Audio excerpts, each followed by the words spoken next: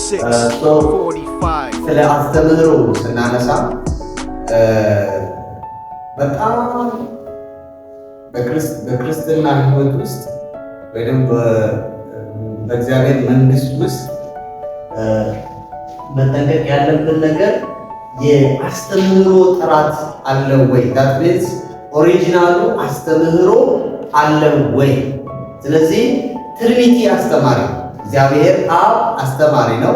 እግዚአብሔር ወልድ አስተማሪ ነው። እግዚአብሔር መንፈስ ቅዱስ አስተማሪ ነው።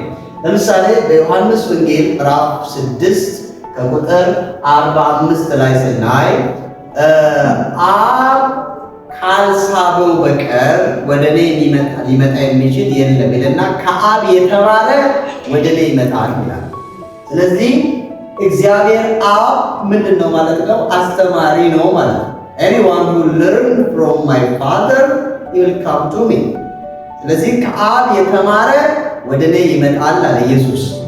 ሌላው ደግሞ ዮሐንስ ወንጌል ማቴዎስ ወንጌል ምዕራፍ 16 ላይ ጴጥሮስ አንተ ክርስቶስ የሕያው የእግዚአብሔር ልጅ ነህ ባለ ጊዜ ኢየሱስ ምን አለ? ይሄ ከሥጋና ከደም የመጣ መረዳት አይደለም፣ ላይ ከሰማያት ከአባቴ ዘንድ የወረደ ነው። ስለዚህ ማን ነው ለጴጥሮስ አንተ ክርስቶስ የእግዚአብሔር ልጅ ነህ የሚለውን ያስተማረው ማን ነው? እግዚአብሔር አብ ነው ያስተማረው።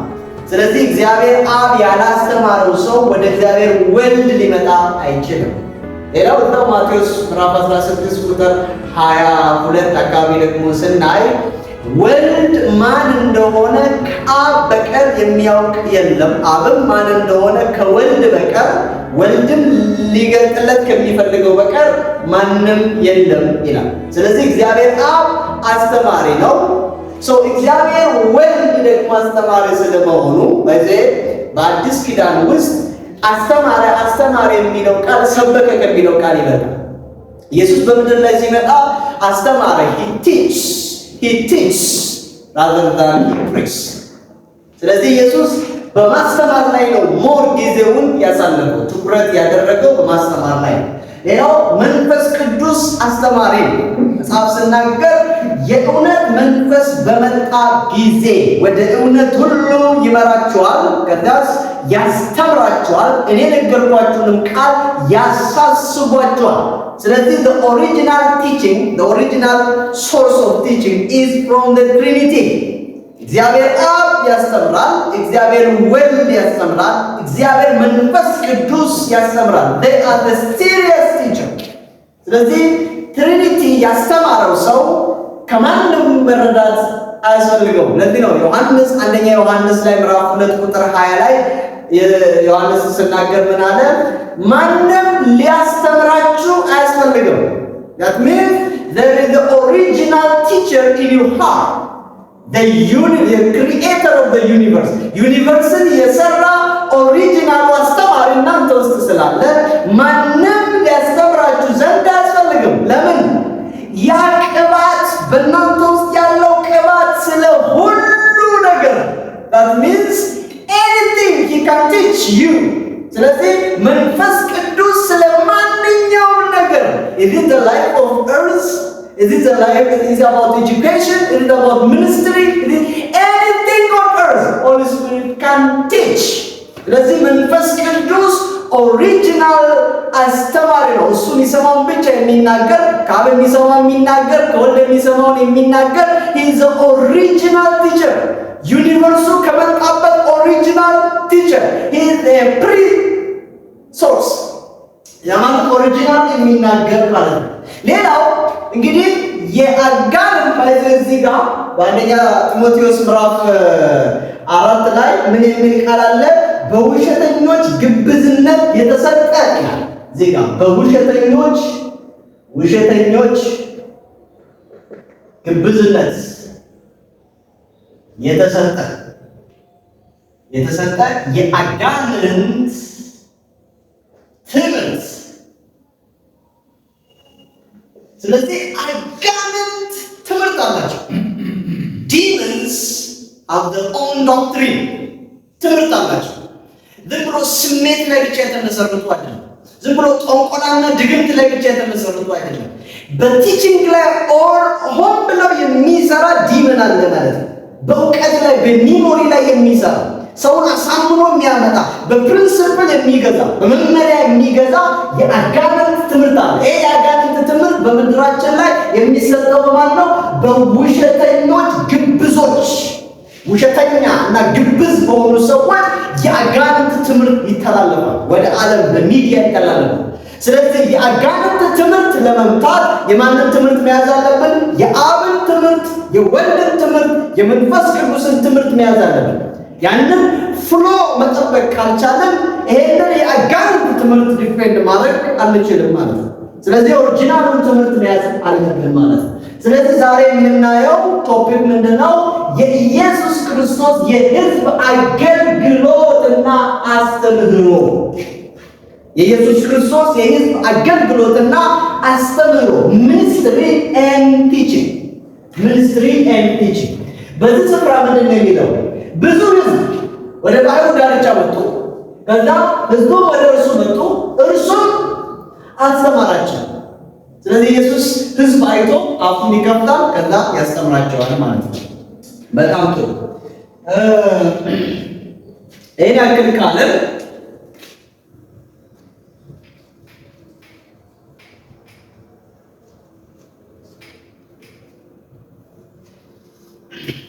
የኢየሱስ አገልግሎት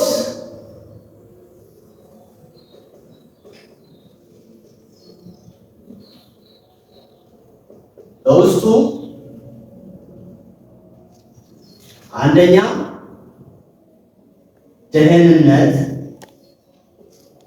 ደህንነትን ያካትታል። ሳልቬሽን ደህንነትን ያካትታል ነው። ደህንነትን በሚያስተምርበት ጊዜ ለምሳሌ ስለ ዳግም ልደት አስተምሯል።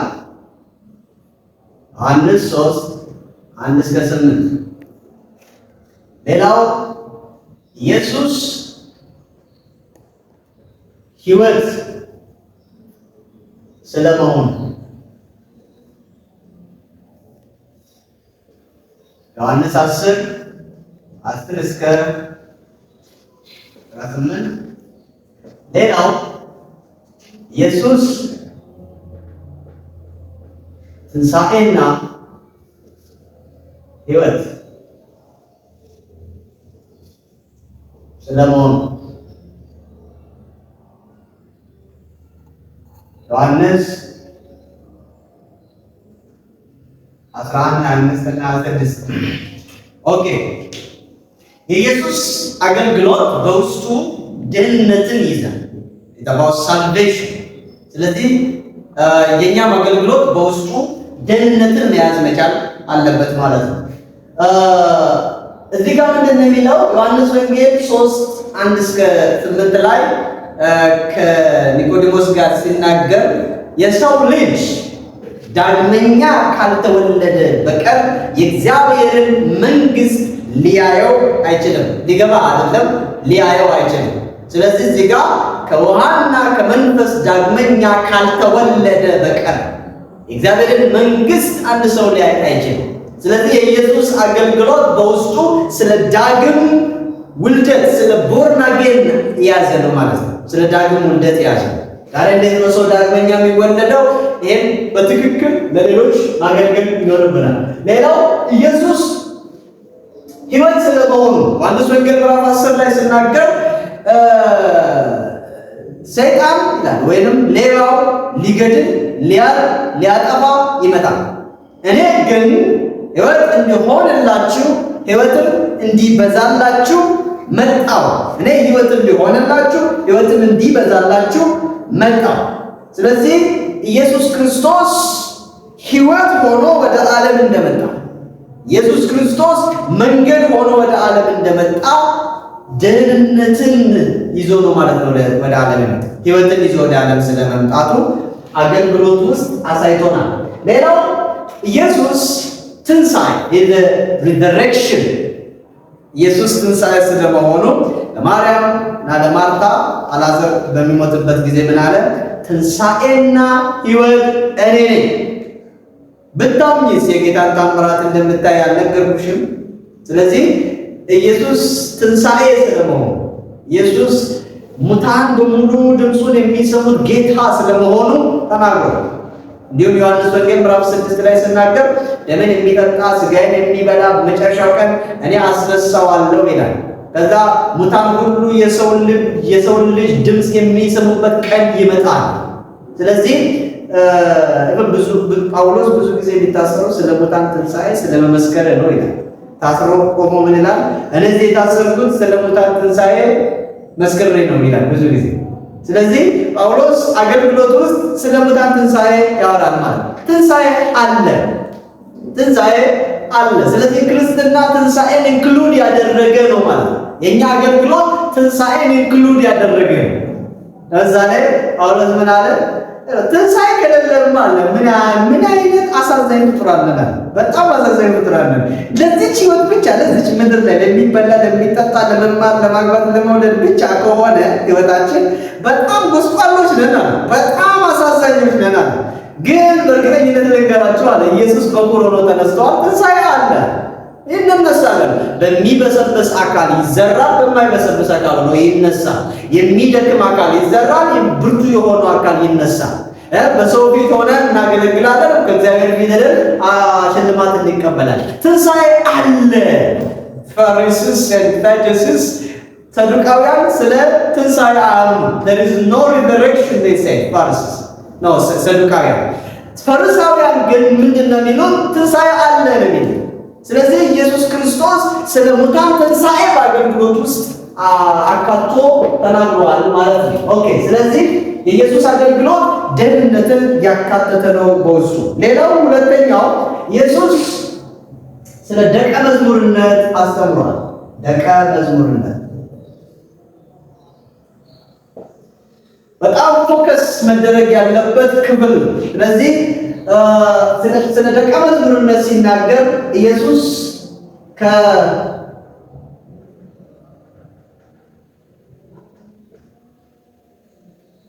የሚፈልገው ነገሮች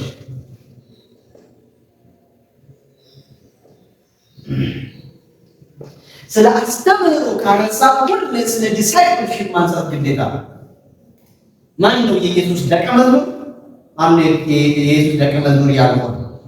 ስለዚህ ከደቀ መዝሙር ኢየሱስ የሚፈልገው ህይወት የመጀመሪያው ነገር መታዘዝ። under this ማቴዎስ 9:9 ላይ ምን አለ ኢየሱስ? ተከተለኝ follow me። ኢየሱስ የመጀመሪያው follow me ተከተለኝ። እኔ ማቴዎስን ስጠራ ተከተለኝ፣ እነ ሉቃስን እነ ጴጥሮስን ስጠራ ተከተለኝ። ሁለተኛው ከደቀ መዝሙር የሚፈልገው ነገር ትህትና። ኢየሱስ ምን አለ? በማቴዎስ ወንጌል ምዕራፍ 11 ቁጥር 29 ላይ ከእኔ ተማሩ፣ እኔ በልቤ ትጉት እና የዋህ ነኝ። ከእኔ ተማሩ፣ እናንተ ሸክም የከበዳችሁ ሁሉ ወደ እኔ ነው፣ እኔም አሳርፋችኋለሁ። ከዛ በኋላ ከእኔ ተማሩ learn from me I am humble in my heart። እኔ በልቤ ትሁትና የዋህ ከእኔ ተማሩ። ትሁት ያልሆነ ሰው ባይዘይ መማር አይችልም። If somebody is not humble, he can't learn. He says like Sadducees in the Pharisees and the Sadducees ምን ይላል? I know everything. ሁሉን ነገር ያውቃል። humble ለመማር።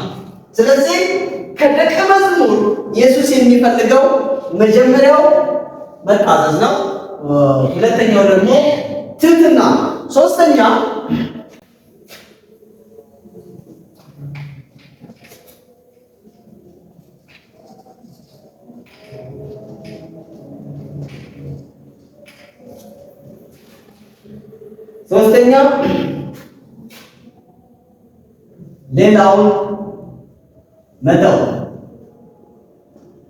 ሌላውን መተው። እዚህ ጋር ማቴዎስ 19:21